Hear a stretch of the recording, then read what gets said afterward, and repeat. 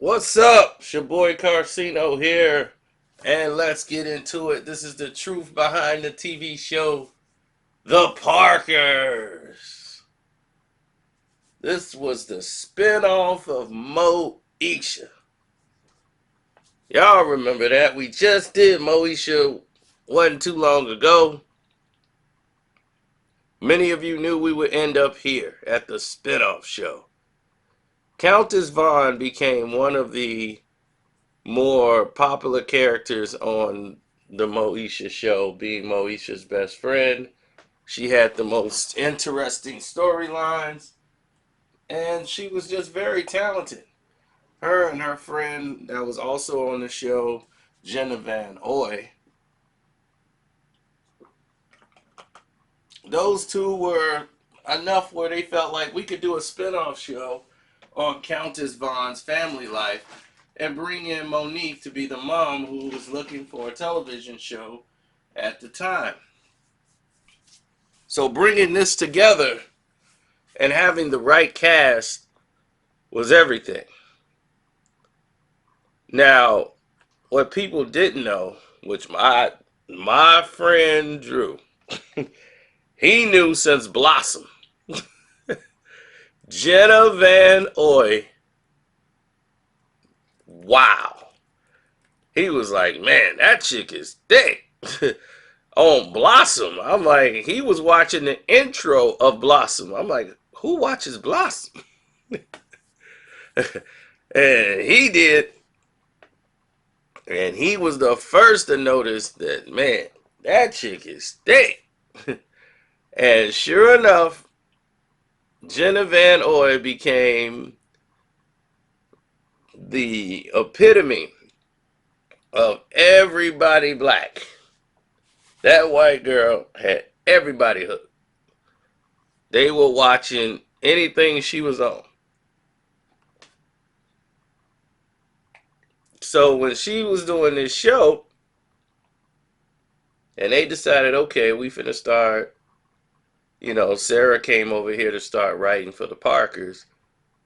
Her and Vita Spears, got involved and said, let's go do this. After the Moesha show, they said, all right, we got something here we can get cooking. Let me be the first to tell you, I was not a fan of this show.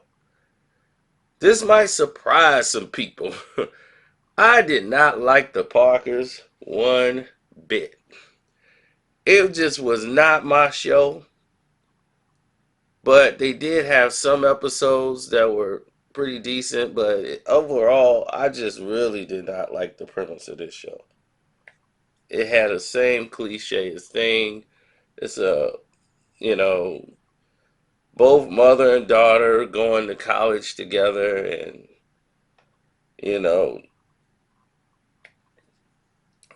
Nikki was forced to drop out of high school when she was pregnant with her daughter Kim, and she decides to go back to school, and she's mortified that her mom wants to go to school with her, but she accepts the situation, and the mother-daughter relationship becomes more like a sisterhood. And now she's seeing that her mom can do more than just be her mom. It's I just never was caught into this show. Now, Kim, who's played by Countess Vaughn, was clearly the best actor on this show. I mean, clearly. And then they brought in what's her name, Nicole Parker. She came in and played what was she? She was like the I don't know. She was like the other woman on the show when it started. But I mean, she didn't really mean anything to me. I felt like the professor, Dorian Wilson. I hadn't seen him in I don't know how long. He's from a show I used to watch a long time ago called Dream On. And anyway, he's the professor at the college. And the mom is just stalks him down constantly for the entire 5 seasons. It's the most irritating thing I've ever seen in my life. And it's like completely pathetic. The way she's just like, and it just made women like, oh, if you're a big girl, you just gotta be this thirsty and this doggone, it's, I don't know how many times I've seen this show, and every episode will be about this girl getting turned down because,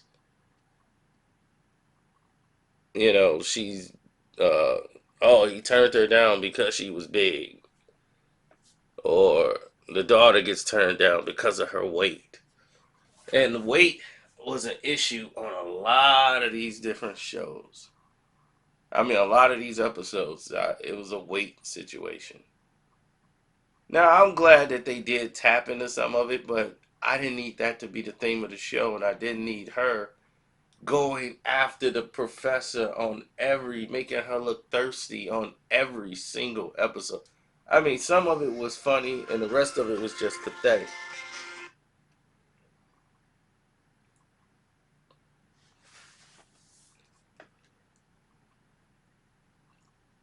And rest in peace to Vet Wilson, the best friend uh, of Nikki Parker, her mom. Now she was on Moesha, but barely. She was barely on the show,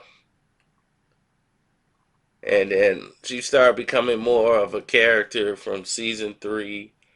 And it was like, okay, she got her own shop and all these things, so they brought her on, and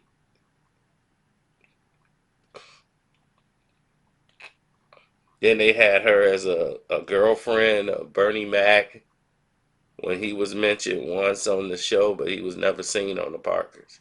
But they had written a part for Bernie to be on the show. So I thought that was cool that they even went that far. They had a lot of appearances on the show, but not as much as like uh, Moesha, but it was just enough. It's the same, bunch of people from Tweet to Jasmine Guy, Vivica A. Fox. They had a host of people on it. And every rapper that came on the set all was hitting on Jenna Von Oy. They wanted that chick. I kid you not. Her her phone or her little pager thing was blowing up from rappers, boys to men, all of them trying to hit up Jenna Van Oy, give her tickets. We'll take you here, we'll take you there. Oh, they had to have some Jenna Von Oy.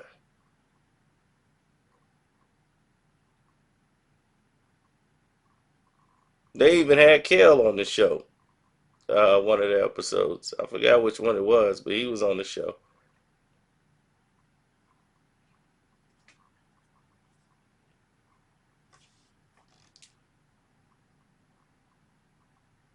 Well, what was shocking to me that over a period of time, this was the number one show for black comedy.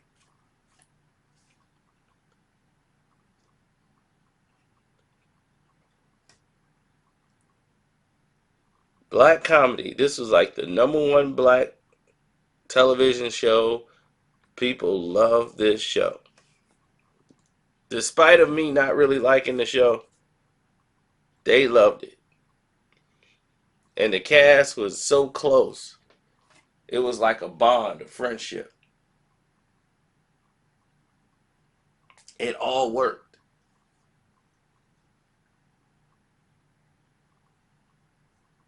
And Sarah Finney, she was there. A lot of people were there, and for the reunion show they did,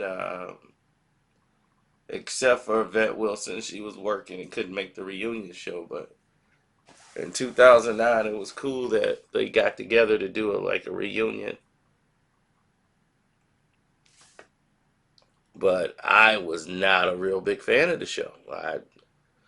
Everybody else was in love with it. I just felt that the characters to me was just doing the same old rendition, and it got old fast. But I will tell you this: black women love this show, and black men, they love Jenna Von Oy. But they missed something with Countess Vaughn. Countess Vaughn was so good on this show that even if the episodes was terrible, which a lot of them to me were, she was good. She was good. And I was able to notice her acting performances in these episodes, and I said, man, she's good. And I'm a harsh critic of a lot of different things, but I know talent when I see it, and I said, she got it. That girl can act.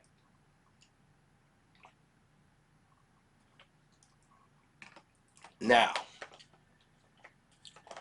the pressures of Hollywood and the pressures on her to get other roles like other people were getting at the time was still very scarce. Even though they were tackling these issues on the show about weight, the weight of Hollywood was a known factor.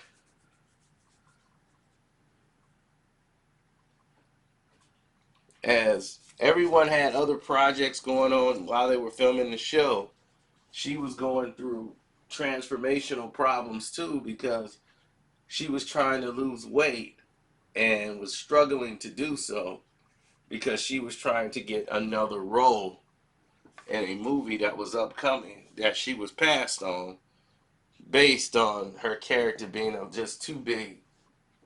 They felt she was a little too big. Even though she had the #1 show in Black America, it wasn't enough for her to get this role in this movie because of her weight. When they tried to fight against these claims, they just felt the character that they had, they did not envision her being.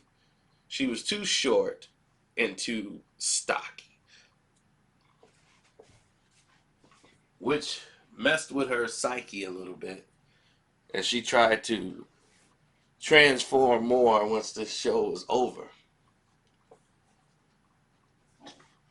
And she kind of lost herself a little bit.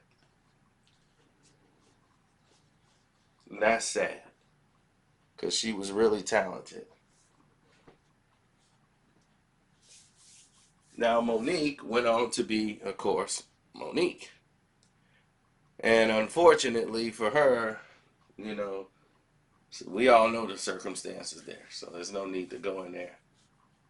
But during its last season, the 5th year on the Monique show, you started to see a lot of things happen. The show started to just be one of those common shows to where, okay, if it comes on as syndication, people will watch it every now and then. And someone else is like, oh, great, I'm glad it's in syndication. I need my $1.20. I need my $1.20. Somebody like, you get $1? They were laughing because they didn't really see a lot in syndication, um, which was shocking to me. But that they only got something so low. But hey, it is what it is. But if you like this show, let me know. You know, their first year they did what 2.6 million homes. By the third season, they were doing their highest rating. They went all the way up to 4.2 million when they became the number one show. Then they did like 3.7 after that, and about 3 million homes.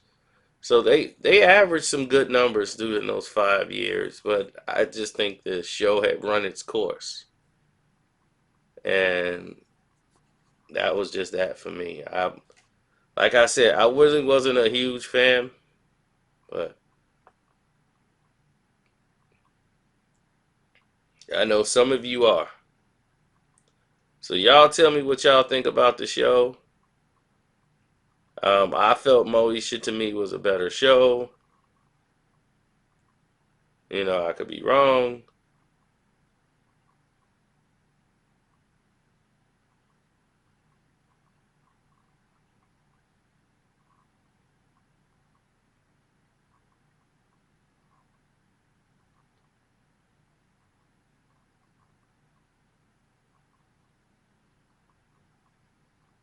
Oh man, this is crazy. I'm just looking at something on my email.